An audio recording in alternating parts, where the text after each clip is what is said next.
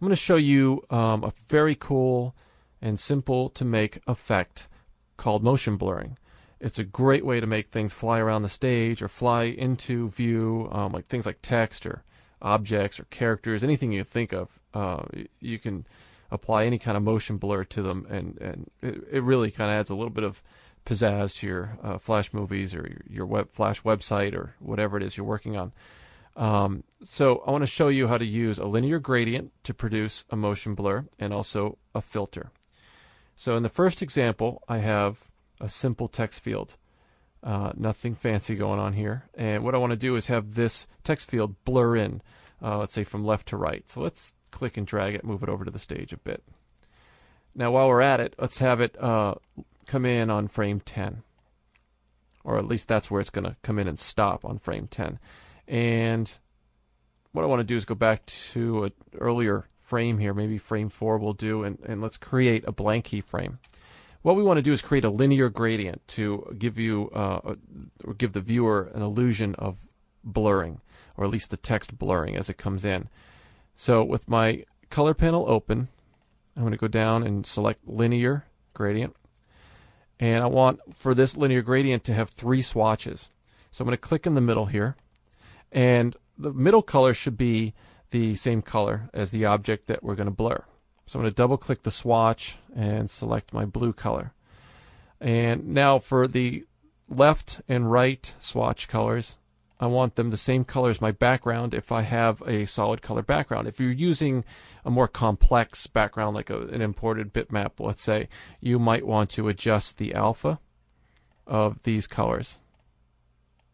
So that, and even the middle color as well, just a little bit, not as much. Like here I've brought the alpha all the way down to 0 on the ends. So it fades out completely on either side. But in the middle color I've only brought it down to about 80% or 75 or something like that. You can always adjust it later. So when you have your linear gradient set up the way you want, go up to the upper right drop down menu and click on Add Swatch, and this will add the swatch here to your swatches panel. Okay, so now what I want to do is select onion skin and adjust this right bracket so I can see where my text is.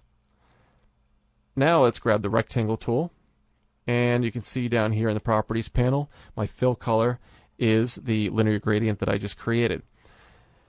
So now I want to using onion skin and being able to see my text, I can use it as a guide when I create my rectangle. So I'm going to click and drag and create a rectangle about the same height but much wider than the actual text. There. Now using the selection tool, let's select it. I'm going to hit F8 and convert it to a symbol. A graphic will do. Let's name it appropriately enough, blur. Click OK. So now we can turn off onion skin. I'm going to create a keyframe right next to the keyframe with our text.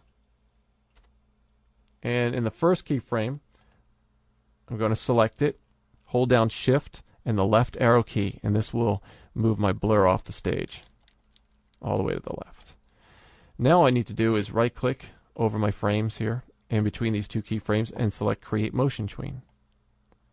And as I scrub the timeline, you can see the blur motion tween in, and then the next frame is the original text.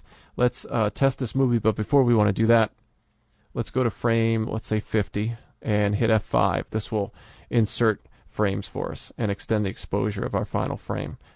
So now let's see what that looks like by using Control Enter and testing our movie. So there's your basic motion blur effect. You can adjust it if it's not to your liking. We can select this frame and move that over a little bit more. We can lengthen the tween by clicking and dragging one of the keyframes, or you can select anywhere inside the motion tween and hit F5 to lengthen it. That'll slow it down a little bit. This effect works best when it's a lot faster, so let's remove some of those frames. There we go. That's about right.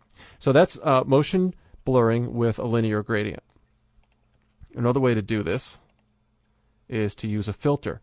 Here I've taken my text field and I've converted it to a movie clip. And I've done that so that I can add a filter to it. Now I've taken multiple instances of this movie clip, and I've selected it, and as you can see in the filters panel, let me move that up for you, I've selected blur, and you can constrain the amount of blur vertically and horizontally with this button here, but here I've unconstrained it by clicking the lock icon. Bring this down to 0, my y-axis, so that it's not being blurred vertically, and I've raised it here horizontally, so you can adjust the amount of blur here. So if we scrub through, you can see we have some more blur here, but the blur is a little bit less. And then in the third keyframe is our original text. So when we test this movie, it's a little bit more realistic, but we are using a filter, which means that we can only publish our movies to Flash 8 or 9 at this point. So in the event that you are publishing your movies to an older player, you would want to use the linear gradient version of the motion blur.